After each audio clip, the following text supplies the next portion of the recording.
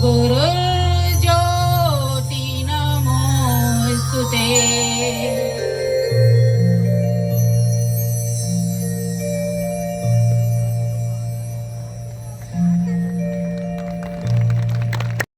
ये ललित पांडे जी के भतीजे हैं जो कि हमारे आरएसएस शाखा भी लगाते हैं। जुत्सु खेल प्रतियोगिता में वर्ष 2025-26 में गोल्ड मेडल प्राप्त किया। वर्णानाम अर्थसंज्ञानाम रसानाम छंदसामपि मंगलानां च कर्तारः वन्दे वाणी विनायकः। नमोस्तु रामाय लक्ष्मणाय देव्ये तस्य जनकात्मजाये। नमोस्तु रुद्रेन्द्रयमानिलेभ्यो नमोस्तु चंद्रार्कमरुद्गणेभ्यः। वागर्थाविव संपृक्तौ वागर्था प्रतिपत्तये जगतः पितरो वन्दे पार्वती परमेश्वरः। नमामि गंगे तव पाद पंकजं सुरासुरे वंदित दिव्य रूपम। भुक्तिं च मुक्तिं च ददासि नित्यं भावानुसारेण सदा नराणां। शंकरं शंकराचार्यं केशवं बादरायणं सूत्रभाष्यकृतो वंदे भगवन्तो पुनः पुनः। बद्री विशाल भगवान की, केदारेश्वर महादेव की, सुरकंडा मैया की, भारत माता की, नमः पार्वती पते।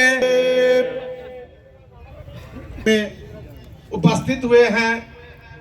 यह राष्ट्रीय स्वयंसेवक संघ के शताब्दी महोत्सव के रूप में मनाया जा रहा है, जो आज हमारे इस कार्यक्रम के मुख्य वक्ता थे नरेश जी भाई साहब, चेतुषण गैरोला जी।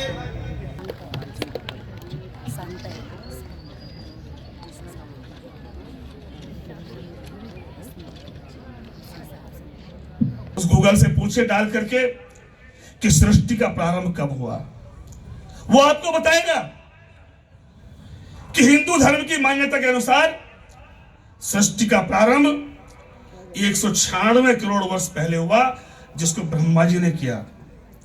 हम हर साल चैत्र शुक्ल प्रतिपदा को नया पंचांग बदलते हैं, उसमें इसका उल्लेख करते हैं, वो पर नहीं किया है।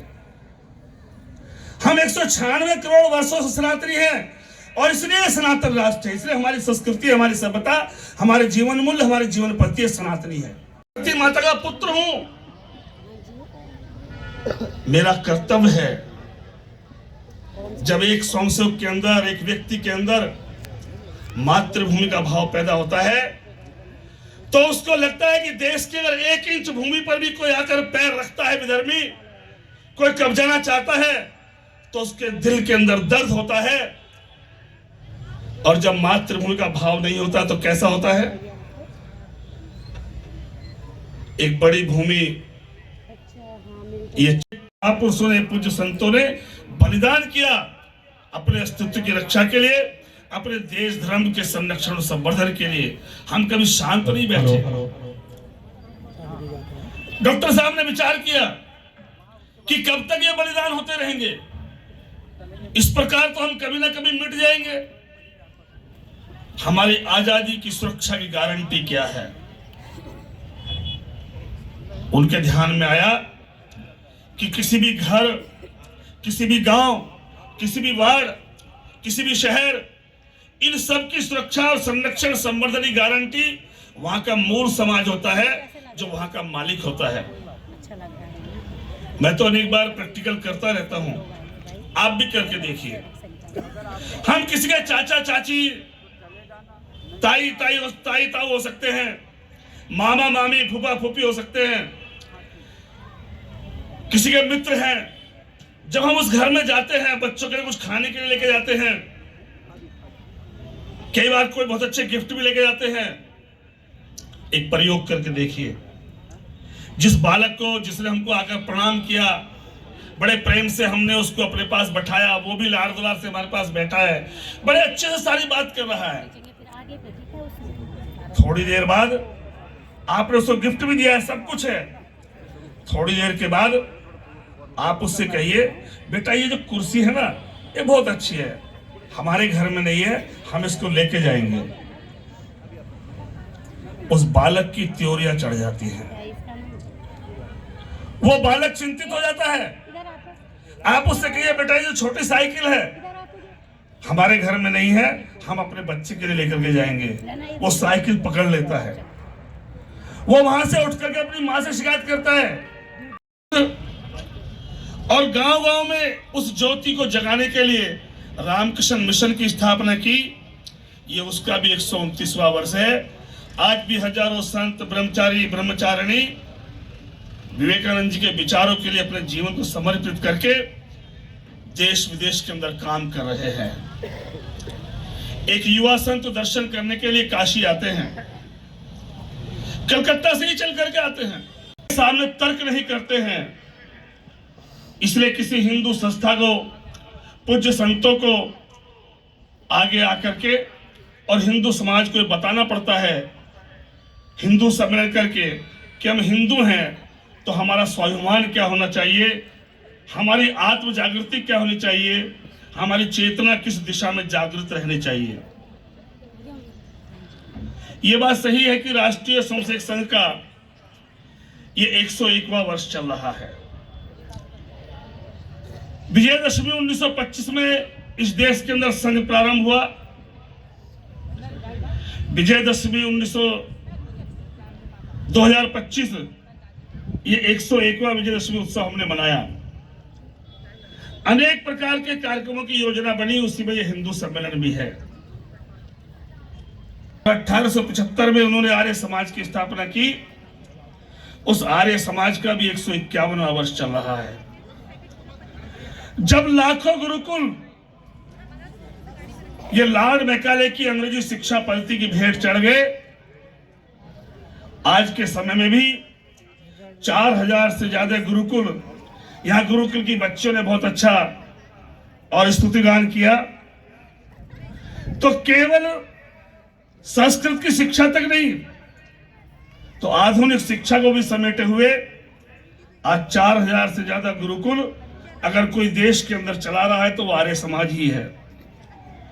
आज जब लाहौर में मंदिर खंडर है पाकिस्तान के अंदर, वहां के लाहौर में आर्य समाज मंदिर के अंदर आज भी यज्ञ की ज्वाला जलती है। आज भी आर्य समाज के संत ब्रह्मचारी, ऐसी बहनें जो गुरुकुल चला रही हैं, पूर्ण समर्पण के साथ में अपने कार्य में लगे हैं। 1893 में शिकागो के अंदर एक विश्व धर्म सम्मेलन का आयोजन किया गया। उसका उद्देश्य क्या था?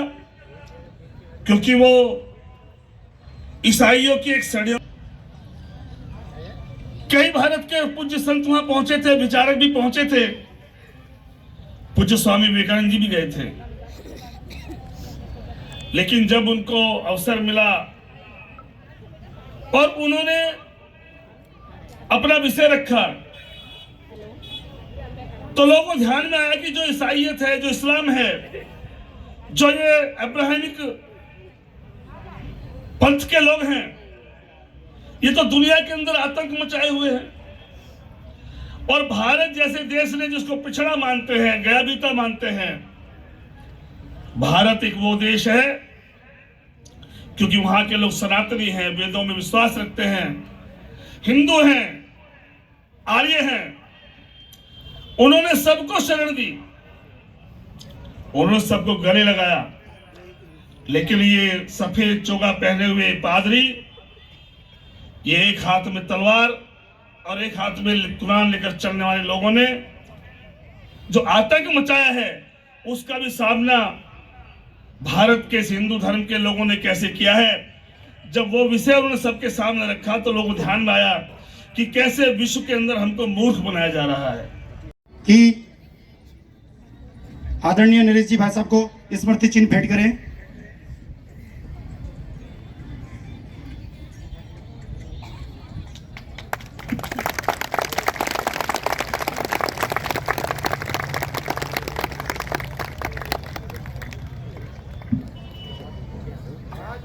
आज अपने इस विराट हिंदू सम्मेलन में अपने वार्ड के विशेष उपलब्धि प्राप्त, जिन्होंने राष्ट्रीय अंतर्राष्ट्रीय स्तर पर अपने क्षेत्र का गौरव बढ़ाया, हम उनका मास्टर शशांक, श्री अक्षित कुमार जी, पुत्र श्री अमित कुमार निवासी शमशेरगढ़।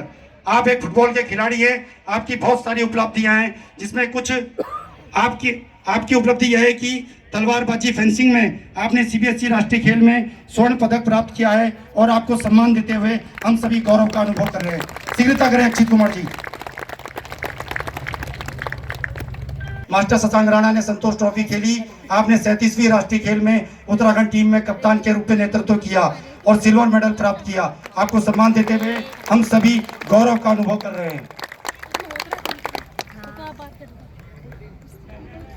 कुमार, उसमें आपने इस क्षेत्र को चुना, इसके लिए इनके माता पिता के लिए भी जोरदार तालियों से स्वागत करें और आपको सम्मान देते हुए हम सभी गौरव का अनुभव कर रहे हैं। जोरदार तालियों से स्वागत सह्याद्री नेगी का। आज आपके साथ आए हुए आपके गुरु भाई, मैं आप दोनों को सादर प्रणाम करता हूं। अपने इस आयोजन समिति के आदरणीय संयोजक जी, आज के कार्यक्रम के आदरणीय संयोजक जी, आयोजन समिति के सभी जिन्होंने एक अथक परिश्रम करके इस कार्यक्रम को संपन्न होने में एक महत्वपूर्ण भूमिका निभाई है, ऐसे सभी बंधु भगिनी को मैं सादर